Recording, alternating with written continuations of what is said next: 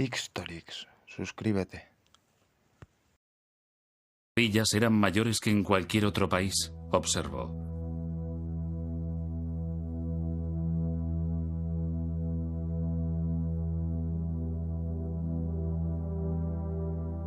Había pirámides más altas que cualquier construcción levantada en el mundo. Avenidas de esfinges, mitad humanas, mitad animales.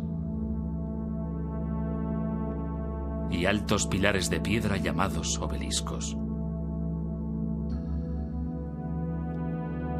Había estatuas gigantes de faraones fallecidos mucho tiempo atrás. Y momias exóticas cubiertas de oro. Y por doquier, los símbolos enigmáticos de su escritura sagrada.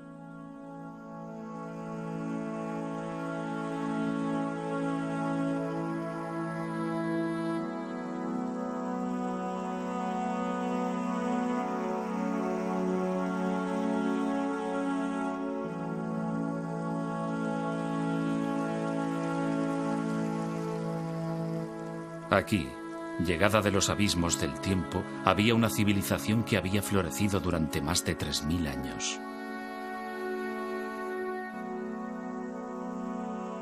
Para los antiguos, Egipto ya era antiguo.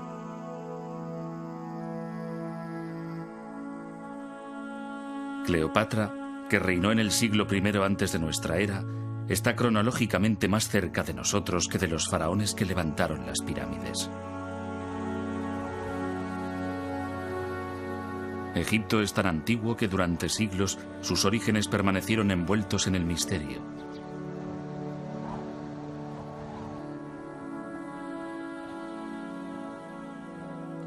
Incluso los propios egipcios no tenían una idea precisa de su antigüedad ni de su origen.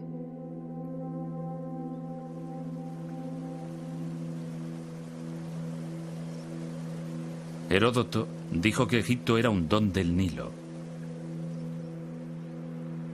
Pero los egipcios sabían desde el principio que la vida en el Nilo podía ser muy precaria. Rodeados por una extensión infinita de desierto, vulnerables ante un río impredecible y un clima que podía cambiar súbitamente, la civilización egipcia se forjó en parte como respuesta a un entorno natural muy duro.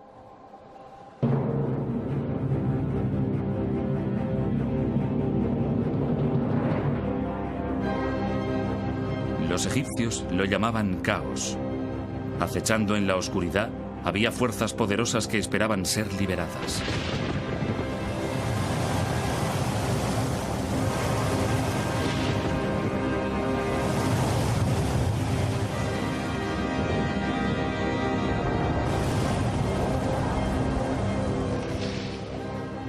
La catástrofe podía llegar en cualquier momento y por ello los egipcios se aferraban a una creencia profunda. El orden, opuesto al caos, era la voluntad de los dioses. Para mantener el orden y dominar el caos, los egipcios imaginaron un rey que era un dios vivo, la manifestación terrestre de Horus, el halcón, el gobernante de los cielos.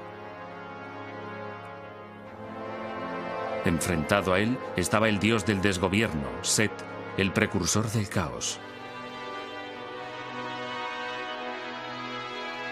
El eterno conflicto entre orden y caos guiaría, finalmente, el destino de la civilización egipcia.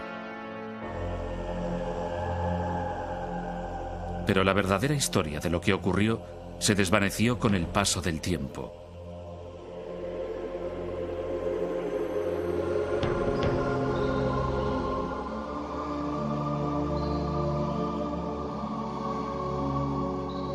En el crepúsculo de la grandeza de Egipto, hacia el año 300 antes de nuestra era, un sacerdote llamado Manetón inició la titánica tarea de compilar la primera historia completa de Egipto.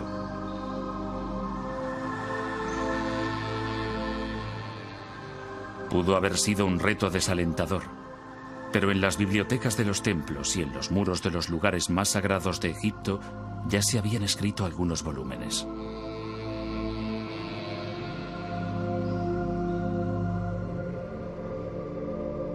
Unos 1000 años antes del nacimiento de Manetón, el faraón Setos I construyó un templo en Abido dedicado a Osiris, el dios de los muertos. En una extraordinaria sala de los antepasados, su hijo, el futuro Rameses II, aparece leyendo un papiro. El documento, grabado en el muro con escritura jeroglífica, contiene una lista de 76 nombres reales en orden cronológico.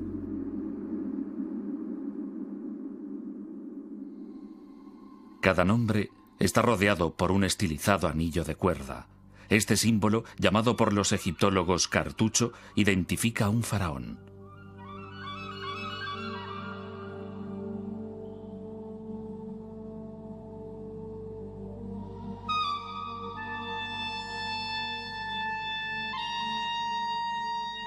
Utilizando documentos como este, Manetón dividió su historia en 30 dinastías reales.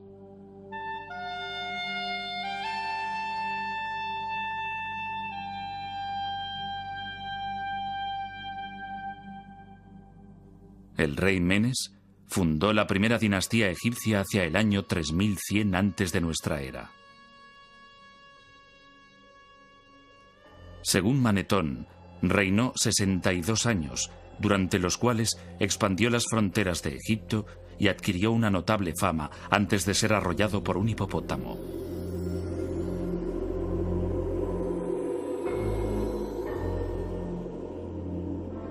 Antes del reinado de Menes, Egipto había sido gobernado por unos semidioses llamados espíritus de los muertos.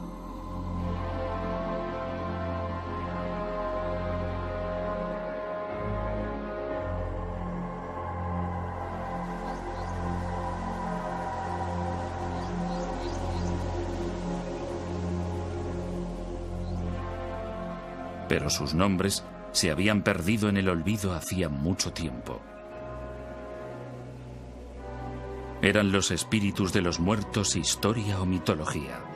¿Dónde empezó en realidad la civilización egipcia? Irónicamente, no comenzó en las orillas del Nilo.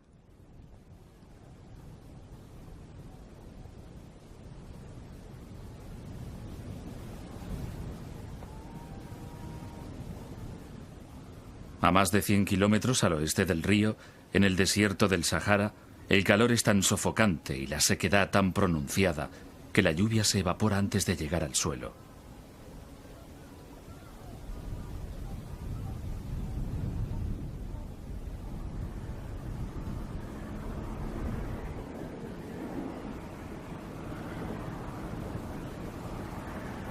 Aquí, en este paisaje desolado, vivió una tribu de nómadas que pudieron haber sido los antepasados de los faraones.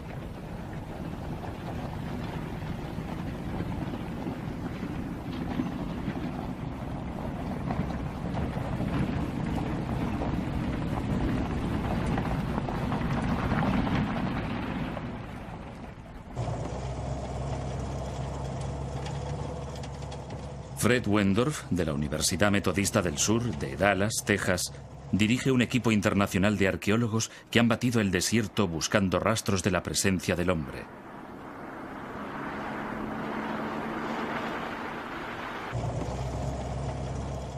En 1974 localizaron un antiguo asentamiento en el borde de una depresión poco profunda que llamaron Playa Napta.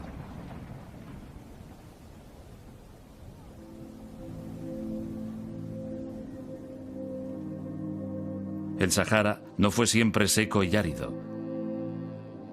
Las fechas obtenidas por radiocarbono revelan que, hacia el año 8000 antes de nuestra era, el monzón tropical africano se desplazó hacia el norte, dando lugar a la caída de lluvias torrenciales en el desierto y a la formación de lagos estacionales.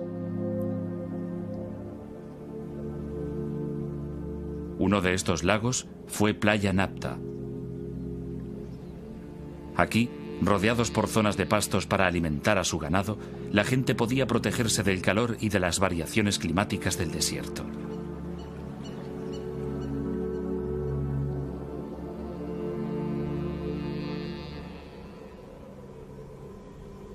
Pero la lluvia era impredecible, y sin ella el lago se secaba. 3 días sin lluvia señalaban el paso de la vida a la muerte.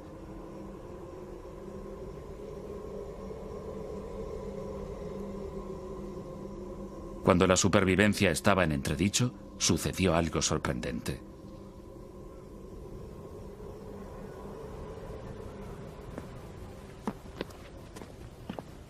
El codirector de la expedición, Romuald Schill, de la Academia Polaca de Ciencias, descubrió un pequeño círculo de piedra, un Stonehenge en miniatura, pero 2000 años más antiguo. En su opinión, pudiera haber servido para predecir la llegada de la estación de las lluvias.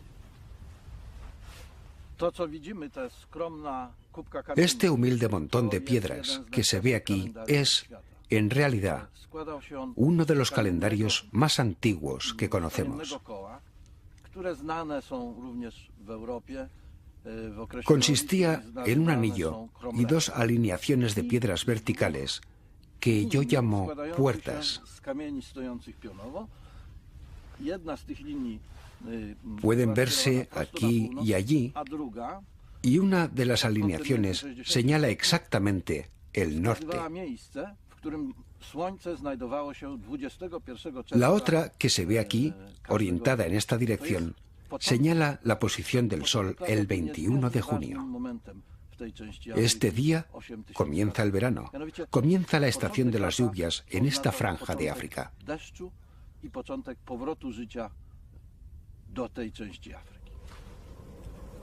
El descubrimiento de este calendario circular solo fue el inicio de una serie de hallazgos. Cerca de allí se encontraron varias piedras colocadas formando círculos que marcaban la situación de hoyos profundos.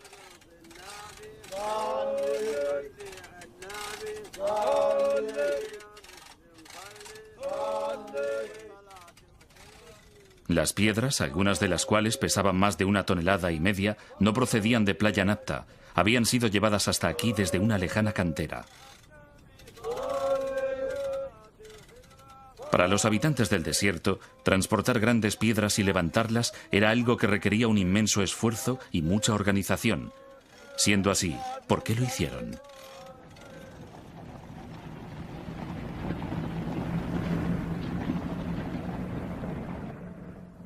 Fred Wendorf cree que podrían señalar la posición de tumbas de personajes importantes u honrar a sus espíritus. Tal vez la tumba de alguien con suficiente poder para interceder ante los dioses y atraer la lluvia. Uno de los objetos más imponentes fue hallado en este hoyo, tal vez la última morada de un caudillo o un gobernante.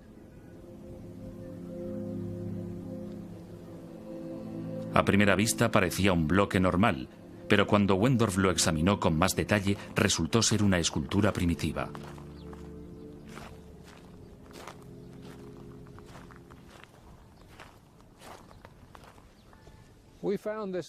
Encontramos esta piedra de enormes dimensiones y muy bien labrada en este hoyo, 1 metro por encima de una gran roca que tiene forma de hongo y que le servía de base. Se puede comprobar que fue cuidadosamente trabajada. Las superficies fueron perfectamente pulidas y las aristas afiladas. También se aprecia que sabían cómo controlar el tamaño del bloque haciendo las incisiones que se ven en esta cara. Después, mediante una cuña, quitaban los pedazos sobrantes en los lugares exactos que querían. Es un ejemplo impresionante de piedra labrada y podría señalar el inicio de la fascinación de los egipcios por los trabajos con grandes piedras.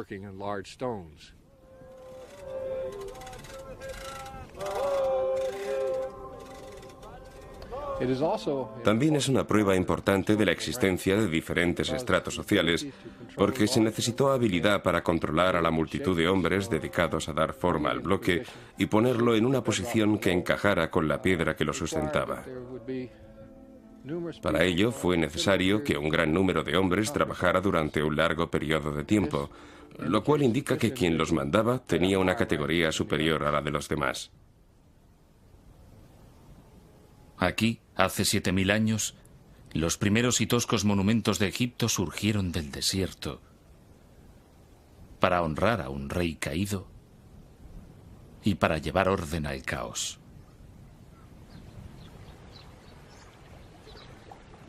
Pero para los habitantes de Playa Napta, el tiempo llegaba a su fin.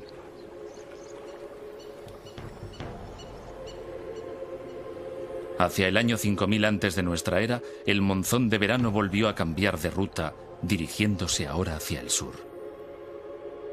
La lluvia finalmente cesó y los oasis, como el de Playa Napta, se secaron para siempre.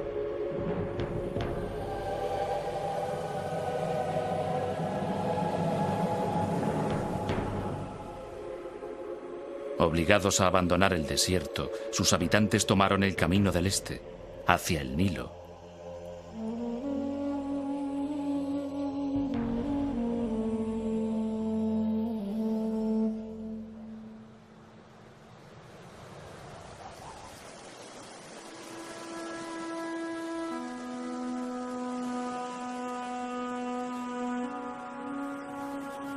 El Nilo es la sangre que da vida a Egipto.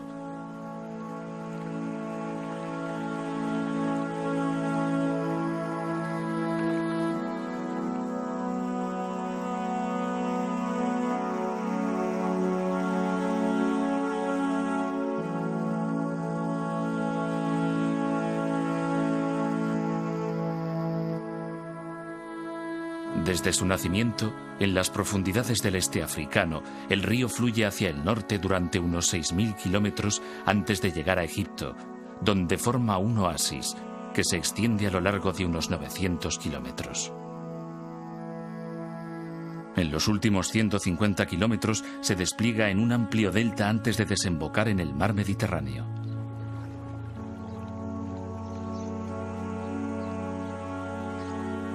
Para la historia egipcia, el Nilo fue a la vez una bendición y una maldición. Una vez al año, cargado con el agua de las lluvias monzónicas en Etiopía, el río inundaba sus riberas depositando una tierra muy fértil que los egipcios llamaban Tierra Negra.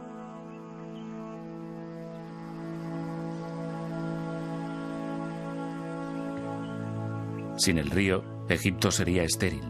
Con él, es una de las regiones más fértiles de la tierra.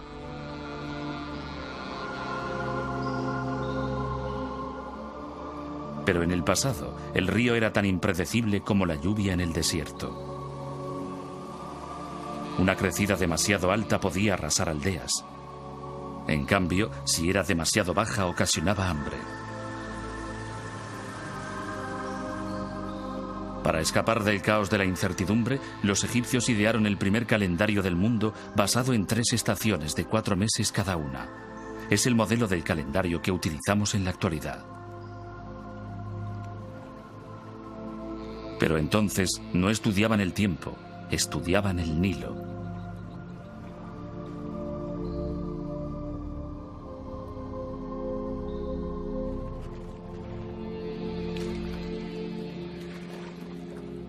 La estación de la crecida se llamaba inundación.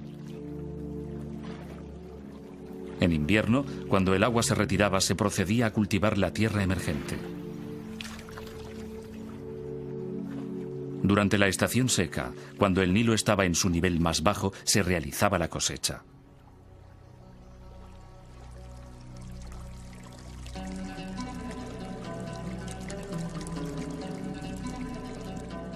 Trabajando unidos, los egipcios abrieron pozos, levantaron diques para proteger sus aldeas y desarrollaron los rudimentos de la geometría para volver a establecer, después de cada inundación, las lindes de sus propiedades.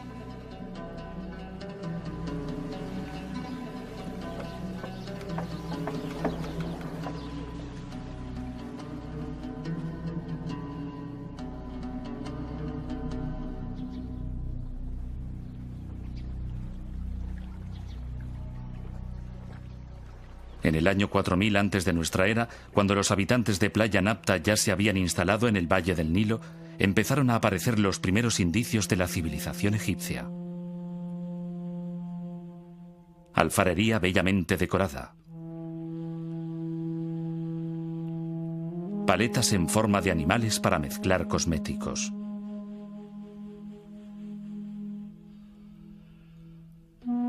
Y cuchillos de pedernal tan bien acabados que nunca han sido igualados, algunos con mangos de marfil bellamente tallados.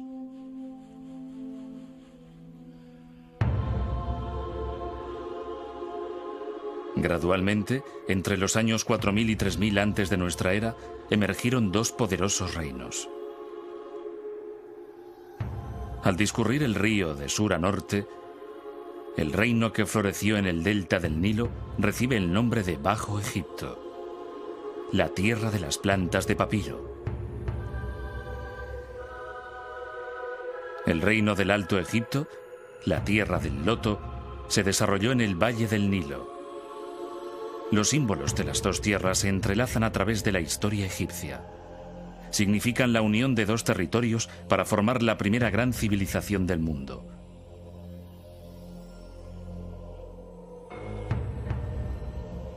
Lo que ha desconcertado largo tiempo a los arqueólogos es cómo y cuándo tuvo lugar esta unificación. René Friedman, de la Universidad de California en Berkeley, y sus colegas están buscando pistas de ello en la antigua capital del Alto Egipto.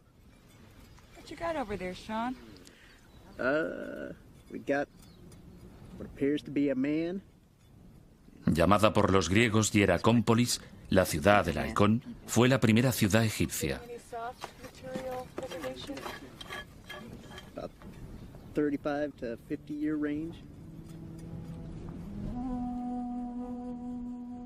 Sus monumentos y construcciones desaparecieron hace tiempo. En su lugar se encuentran por doquier agujeros abiertos por los ladrones. Hace un siglo, los arqueólogos creyeron que todo lo que quedaba en el desierto era un cementerio saqueado y que no valía la pena excavarlo. No podían imaginarse que en la arena se escondía una gran riqueza de nuevas informaciones.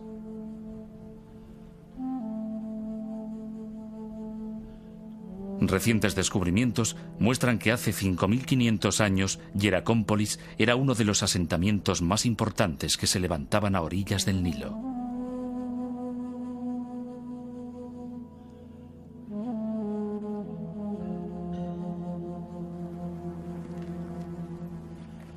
Tenía unos 3 kilómetros de longitud y era una comunidad bulliciosa de agricultores, administradores, artesanos y alfareros.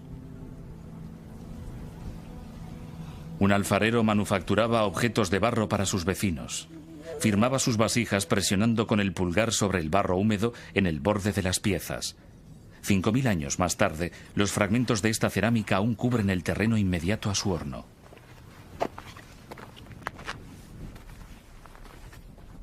A causa de un grave accidente, todavía es posible identificar su casa. Estos son los restos de la casa del alfarero. En todo Egipto es la casa más antigua que se ha conservado y su buen estado de conservación se debe a que el alfarero trabajaba demasiado cerca de su vivienda. Por fortuna nuestra y desgracia suya, cierto día un cambio de viento hizo que el fuego del horno superara la corta distancia que había hasta su casa y la incendiara. El fuego quemó y endureció el limo y el adobe que formaban la parte inferior de la casa, reduciendo las vigas y las esteras de sus paredes al carbón y a las cenizas que vemos aquí.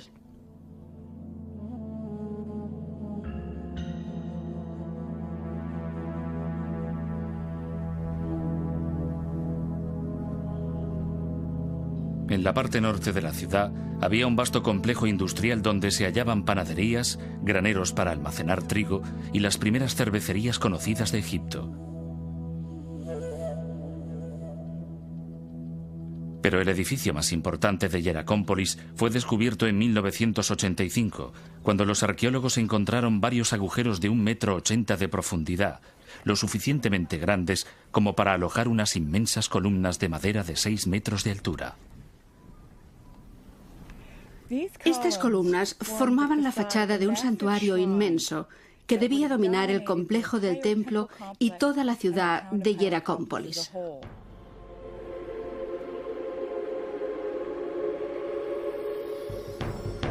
Es el primer templo conocido de Egipto.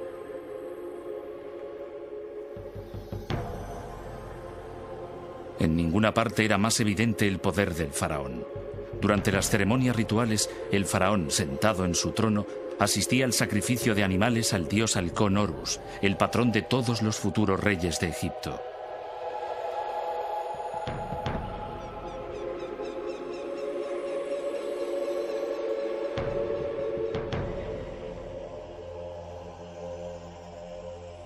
Pensado para recordar la silueta de un animal agachado con cuernos y una cola, el templo estaba ricamente decorado con esteras de colores y pilares, tal vez hechos con cedros importados del Líbano.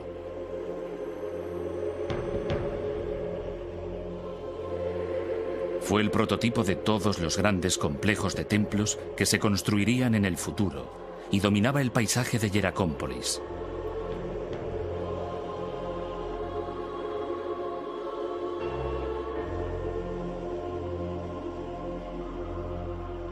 Pero a la ciudad del Halcón le salió una rival en Buto, la capital del Bajo Egipto.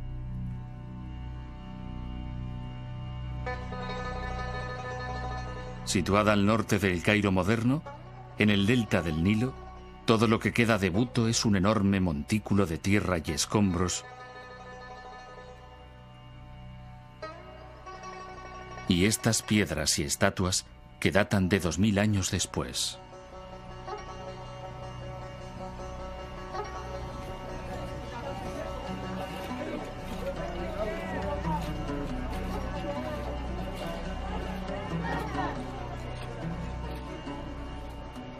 A pesar de todo, en esta zanja los arqueólogos han descubierto fragmentos de centenares de utensilios de barro que proceden del mismo período que Hieracómpolis, 3500 años antes de nuestra era, e incluso de antes.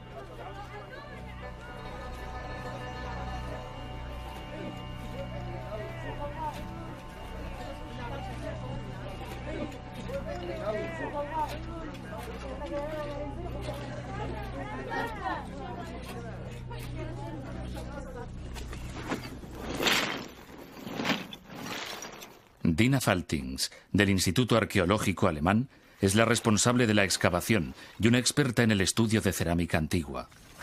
Reuniendo fragmentos y comparándolos con la cerámica de Hieracómpolis, realizó un descubrimiento sorprendente.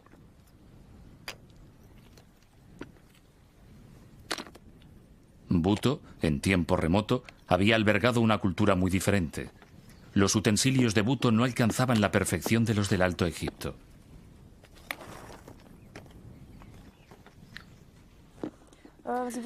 Tenemos aquí una vasija de cerámica formada por una base y unas láminas verticales dispuestas a su alrededor que simplemente fueron unidas y calentadas superficialmente para fijarlas al conjunto. Se trata de una técnica poco evolucionada. En contraste con esto, tenemos algunas importaciones del Alto Egipto, como esta vasija. Es pequeña y elegante, de mayor calidad. Se observa incluso con el sonido. Las paredes son delgadas y la técnica más depurada. En el Alto Egipto tenían mejores hornos y evidentemente los habitantes del Bajo Egipto que hicieron estas vasijas lo sabían. Trataron de imitarlos, pero como su conocimiento del oficio y su desarrollo técnico eran inferiores, los resultados fueron deficientes, como ponen de manifiesto estas vasijas que hemos encontrado.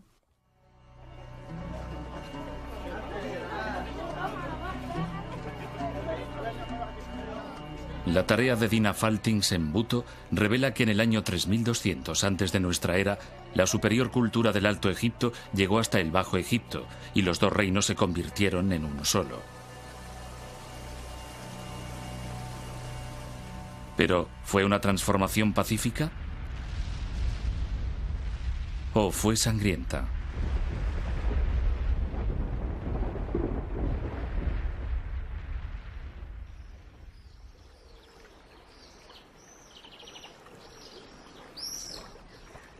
La unión de los dos reinos, que se extendía a lo largo del Nilo, era un punto de referencia en la evolución de la civilización egipcia. Pero cómo se llegó a ello era una pregunta de difícil respuesta. Todo lo que tenían los arqueólogos para basar sus teorías era un objeto encontrado en Hieracómpolis en 1898. Esta exquisita paleta ceremonial de pizarra data aproximadamente del año 3100 antes de nuestra era. Está dedicada a un rey del Alto Egipto llamado Narmer, que algunos creen que fue el legendario rey Menes, el primer faraón de Egipto. En una de sus caras, Narmer tocado con una corona acabada en forma de bulbo, está a punto de golpear a un prisionero en presencia de Horus, el dios halcón de Hieracómpolis.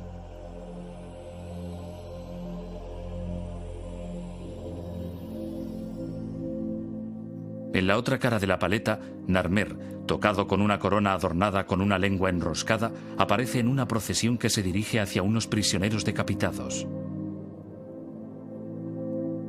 Dos leones, con sus largos cuellos entrelazados, simbolizan la unificación. La clave para entender la paleta de Narmer son las coronas.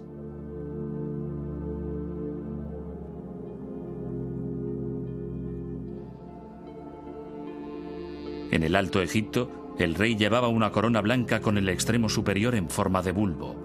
En el Bajo Egipto, una corona roja con una larga y prominente lengua. Juntas forman una doble corona que significa que el faraón se ha convertido en el señor de las dos tierras.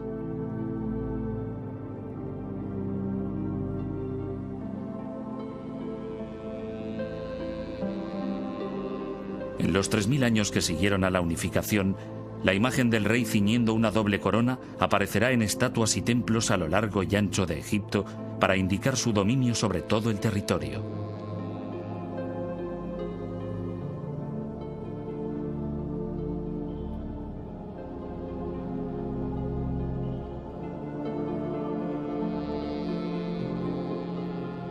La paleta de Narmer parece confirmar que la unificación se llevó a cabo después de una conquista sangrienta. Durante un siglo fue la única prueba de ello, hasta que apareció un pequeño objeto en el cementerio real más antiguo de Egipto, Abido.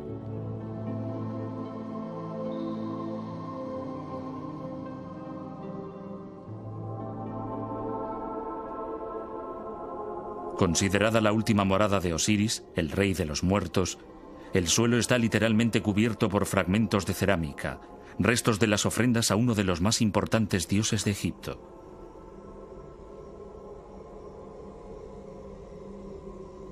Mucho antes que los faraones construyeran las pirámides o tallaran sus tumbas en el Valle de los Reyes, los primeros gobernantes de Egipto fueron enterrados aquí en grandes tumbas construidas con adobe.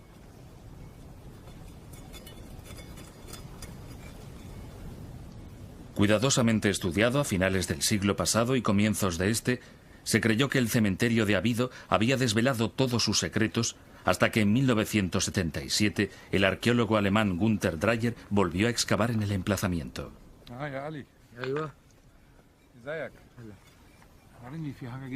Desde entonces, él y su equipo han investigado de nuevo las tumbas de varios de los primeros reyes, incluyendo la del rey Narmer.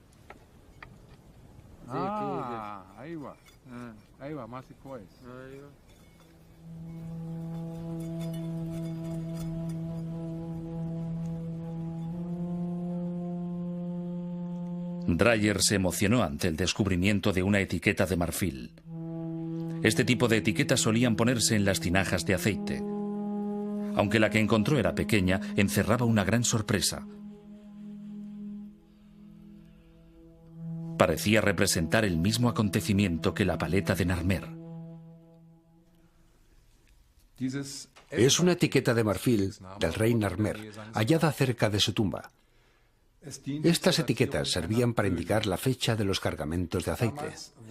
En aquella época, las fechas se indicaban con los nombres de los años y estos nombres se elegían basándose en los acontecimientos más importantes del año correspondiente.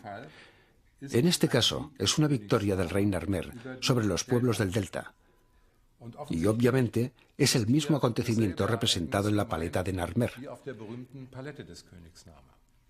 De ello podemos concluir que la paleta de Narmer hace referencia a un hecho histórico que tuvo lugar en un año determinado. Pero la etiqueta es solo una pieza de un rompecabezas. Otro descubrimiento realizado en Abido sugiere que el proceso de unificación había empezado mucho antes del reinado de Narmer, por lo menos 5 generaciones antes. Bajo estos montículos de escombros, Dreyer encontró las tumbas de los reyes de una desconocida dinastía anterior que ahora los egiptólogos llaman la dinastía Cero. En las tumbas había otras etiquetas, algunas incluso más sorprendentes que la primera. Aquí, Grabada en marfil estaba la prueba clarísima de que los egipcios habían elaborado un sistema de escritura totalmente desarrollado, no solo antes de lo que se pensaba hasta entonces, sino incluso antes de que lo hicieran los sumerios en Mesopotamia, a los que se consideraban los primeros en producir un lenguaje escrito. La primera escritura sumeria, que vemos aquí, era un sistema de contabilidad formado por sencillas imágenes y números. La escritura egipcia ya contenía signos que correspondían a sonidos, como los alfabetos modernos. Todos los signos jeroglíficos de estas etiquetas representan sonidos. La serpiente representa el sonido Y. Junto a dos triángulos forma la palabra Yu, que significa montaña. Estos símbolos significan las montañas de la oscuridad y se refiere al oeste, el lugar por donde se pone el sol.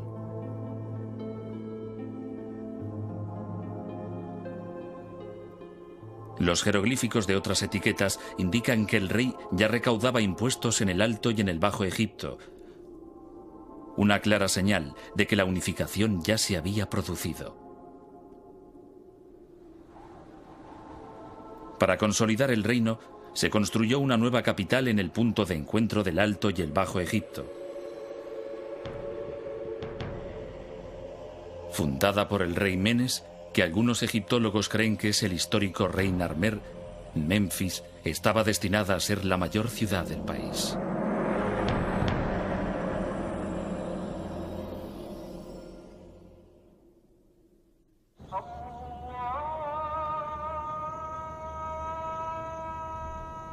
Durante 3000 años, los faraones gobernarían Egipto desde Memphis. Hoy, de aquella ciudad solo quedan ruinas, pero nada que date de los tiempos del rey Narmer. Los egiptólogos hace tiempo que creen que la antigua capital siempre estuvo situada aquí.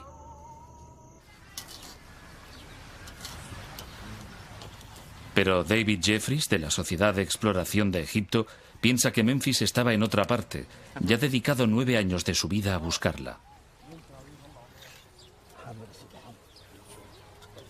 Utilizando una sencilla perforadora manual, tomó una serie de muestras en los campos que hay a 3 kilómetros al oeste de las ruinas. Los sondeos señalaron una importante capa de objetos situada a 3 metros de profundidad. Lo que esperamos encontrar en esta zona, unos metros por debajo de la posición que hemos alcanzado en este momento, es cerámica en el nivel inferior del limo, cerámica del periodo que se sitúa alrededor del año 3000 antes de nuestra era, el periodo de los primeros reyes del Egipto unificado y que representa la fundación de la capital del país en esta zona.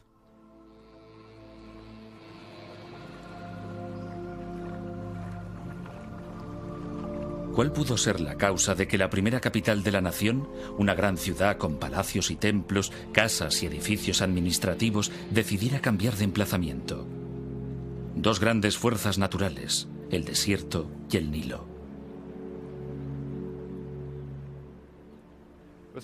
Ahora estamos en los límites del desierto occidental, mirando el valle del Nilo hacia los riscos orientales. Aquí el valle solo tiene 7 kilómetros de anchura.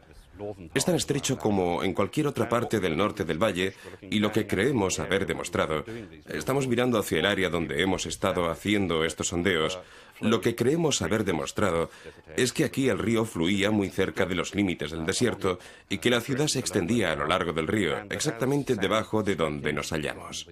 Y que al llegar la arena del desierto occidental y al mismo tiempo desplazarse el río hacia el este, la ciudad siguió el movimiento del río hasta donde hoy están las conocidas ruinas de Midrashina, a unos 3 kilómetros a través del valle. El caos de los cambios del Nilo, por una parte, y el crecimiento del desierto, por otra, persiguieron a los egipcios durante toda su historia.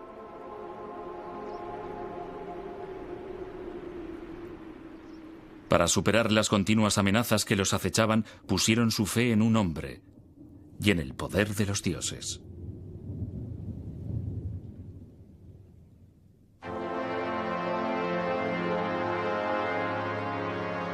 Para protegerse del desastre, los egipcios confirieron a su rey un poder absoluto y le adoraron como a un dios. Solo una divinidad podía hablar con los dioses y solo una divinidad podía alejar el caos. Para mantener el orden, llamado Maat, personificado por una diosa sentada con una pluma en la cabeza, el faraón realizaba rituales diarios. Para apaciguar a los dioses, construía lujosos templos provistos de comida, bebida y otras ofrendas.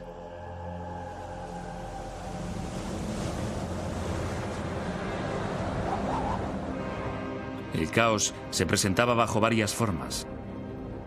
Podía manifestarse como una violenta tempestad de arena procedente del desierto o como un enemigo extranjero.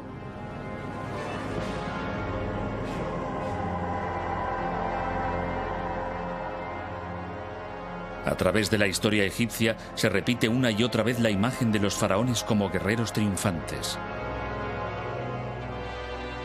Esta de Rameses II se encuentra en un templo construido unos 2. Xtorix, suscríbete.